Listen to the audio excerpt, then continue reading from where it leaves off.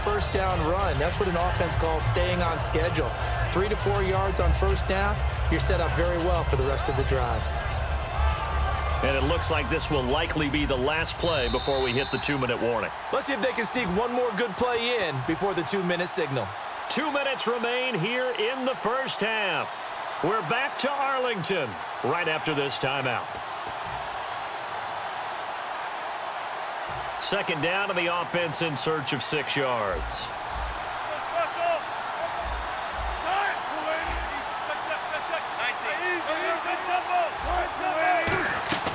They'll run it now out of the gun. And he's going to bowl his way forward to the 48. It's a 5-yard gain, but they'll still be a yard short here with third down now looming. Frustrating for a defense, energizing for an offense. Finding a way to create that type of yardage in your running game, that'll make the guys carrying the ball very, very happy. And he's got his man in stride, complete. 9 yards on the play and a first down. And Brandon, from our time in college football, where receivers weren't running the traditional NFL route tree, one thing they did learn, find open areas, find soft spots, and set up and catch the ball. And I think we just saw that there. Yeah, we saw that indeed, picking up the first. Pitch goes to Rawls. And he is going to lose yardage here. So a loss of 5, and it'll be second down. Whenever I go to a team's practice facility and watch them work, I love to watch the defensive guys in what they call pursuit drills. The ball goes either towards them or away from them. How fast will they respond? On this play, the defensive end responded better than anyone and made a really nice play. Jimmy Graham, the intended receiver. And now it's third down. It's a tried-and-true formula, and I don't think it'll change for as long as we play football. If someone's trying to throw the ball and you can put pressure on them and make it tough, that's only going to help your defense. Yeah, he's since being hurried. He got rid of it before taking the hit, but incomplete. So 3rd and 15 and an extra defensive back in the game now. Flooding the passing lanes. Going up top. And he bats it away, and it falls down incomplete. The intended target, Doug Baldwin. And 4th down coming up. I like the boldness, and I like that they took a shot downfield, but it was well covered. He was able to get a hand in and knock it away.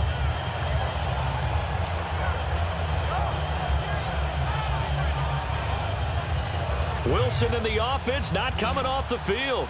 They're going for it on 4th. 4th down. Here's Wilson. And this is incomplete. All right, Brandon, let's take a quick second here and talk about the Steelers and the Patriots for the AFC Championship. How about that game? Has a great ring, doesn't it? It does. Brady, Roethlisberger, both teams on 8-game win streaks. By the way, speaking of Brady, against the Steelers in his career, 9-2, 4-0 at Foxborough. Yeah, and they won this year in Pittsburgh, did New England. But Ben Roethlisberger didn't play in that game. Well, you better believe he'll be playing in this one. Who do you like? I actually like New England in this one. Hard to go against Tom Brady. This stage of his career, he knows that the end is near. Even though he's staving it off, he wants one more shot at the big ring. Cole Beasley, the intended target, and that'll bring up second down. It's not like pressure to affect the accuracy and the timing of a guy trying to throw the football. And on that play, they ended up flushing him to his left, contacted him as he's trying to throw the football, and that led to the incompletion. Throwing again, Prescott on 2nd and 10. Oh, he'll want that one back. Incomplete. He doesn't drop too many in that department. 3rd down. We know it's not an easy job to go out and catch passes when people are trying to tackle you and knock the ball away. But the bottom line is, that's a pass he's got to have and a pass he should have caught. A nickel look by Seattle on 3rd down. Yep, 5 defensive backs now. On 3rd down, it's Prescott. And this one complete to Witten over the middle. And he's going to have the first down at about the 38. Now hold everything here. We're going to get a timeout by the offense. It's just their first, so they'll have 2 remaining here before we get to halftime. Let's go. First down, Prescott. And on the left side, he's got Witten. And he's taken down, but not before reaching the 10-yard line. Now whistles come in. We're going to get a timeout here by the offense. So that means they're down to 1 remaining here as we head toward halftime. And now inside the red zone, the offense will operate. Come on, let's go. Ohio. Prescott on first down.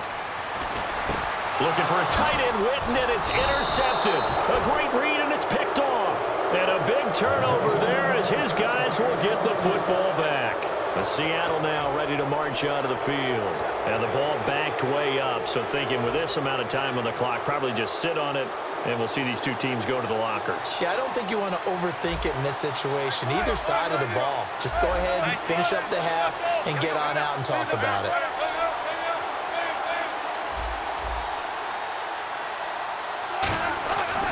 They start on the ground with Rawls. And they'll hit him for a loss as he's back to his 2-yard line. Now hold everything here. We're going to get a timeout by the offense.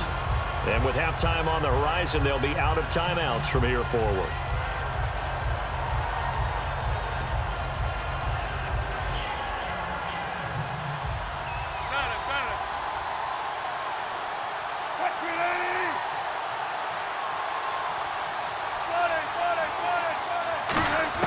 Now Wilson back into his end zone. And this is caught. It's Jimmy Graham. And he'll go out of bounds across the 35-yard line. That one goes for 36 yards. Coaches really don't care from what position they get this, but run after the catch ability, rack ability, is often the difference between winning and losing and changing field position. On first down, Wilson. And he is out of bounds on the other side of midfield. You know, Charles, for Graham, so much concern early in the season about whether he'd be ready to play this year, what would happen recovering from the tendon. Not only was he ready, he played every game this season for Seattle. And it wasn't just the injury concern with Jimmy Graham. It's how Seattle runs their offense. Remember, when he was in New Orleans, he could expect a ton of passes to come his way. But in Seattle, that number was going to be reduced. Would he be able to maximize what they were going to throw in his direction? And he certainly did this year, 65 catches. 65 catches, just shy of 1,000 yards, 6 touchdowns, too. Really good job by the offense there. Every second counts right now. So for them to get out of bounds and save some time, that's a nice move.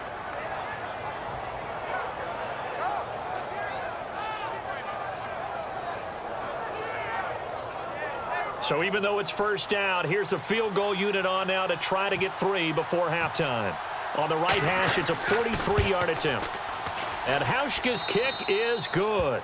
Now hang on here. Timeout called by the defense.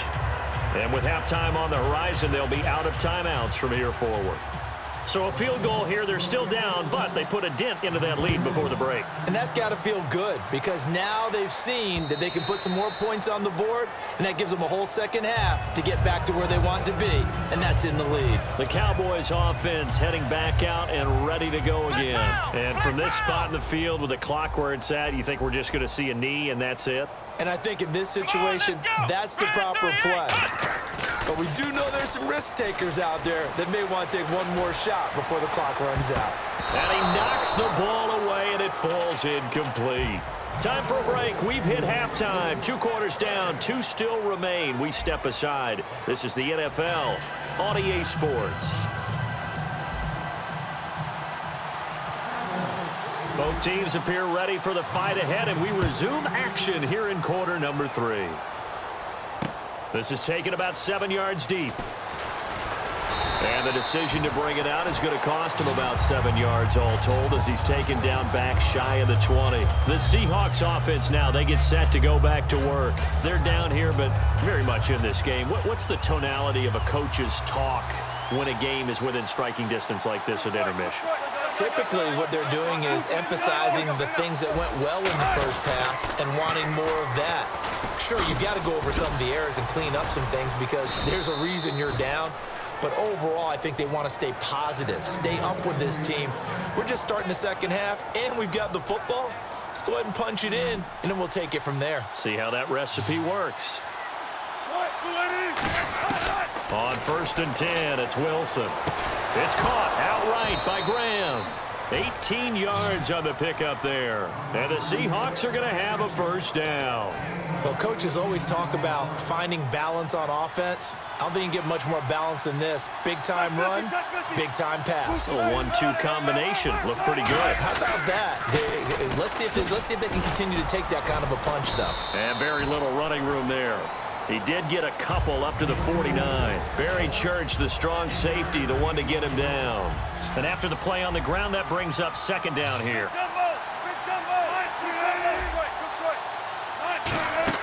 A fake to Rawls. Now it's Wilson. Rolling to his right. And he can't get rid of it. He's taken down. Tyrone Crawford in there to drop him. And it'll be a loss of about 8. Sometimes I watch games and wonder why they use play fakes on certain passing situations because it's not going to fool anyone. I don't know if that was the case here, but the end result was the same.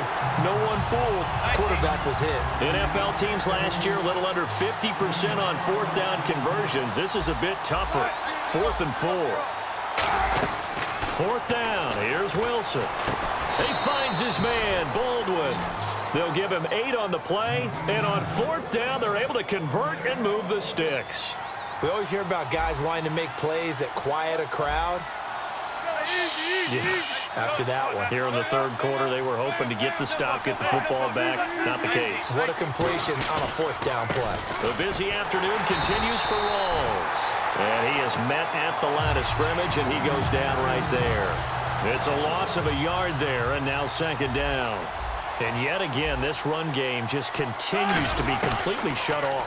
Completely stymied. I mean, they're trying to get some consistency, trying to find places to roam. They just haven't been there throughout this game. Whenever I see an in-route dropped, as we just saw on that play, I'm always thinking that in the back of their mind, they're worried about what's coming at them because they're going towards traffic on that route as opposed to being away from it and maybe having a little bit more space.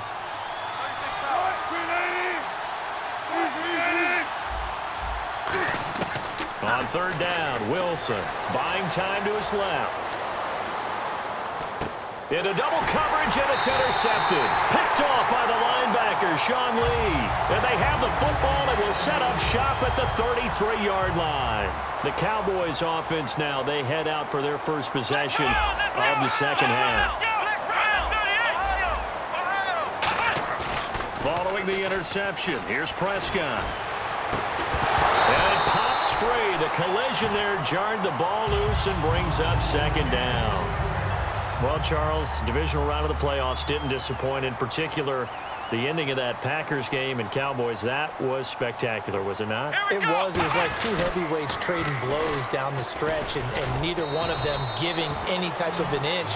But I think a lot of people wanted to discuss how Dallas got the tying field goal because, remember, they spiked the ball on 1st down, ran 2 more plays, and then kicked the tying field goal and left 35 seconds on the clock. So I've heard a lot of people upset about that.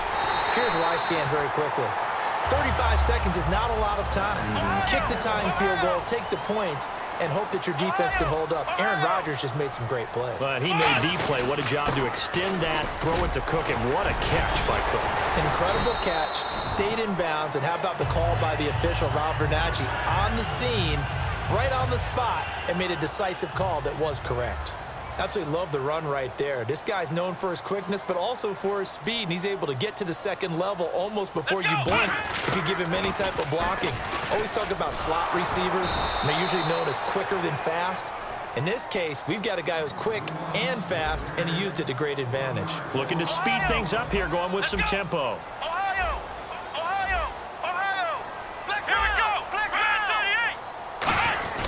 A give to Elliott, and he swallowed up right near the line of scrimmage.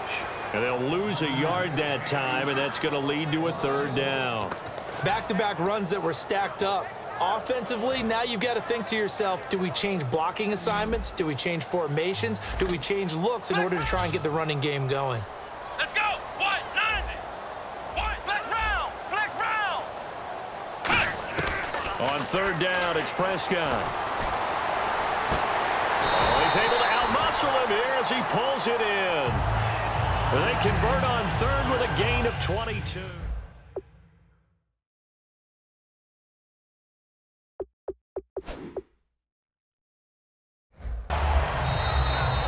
Back now in Arlington.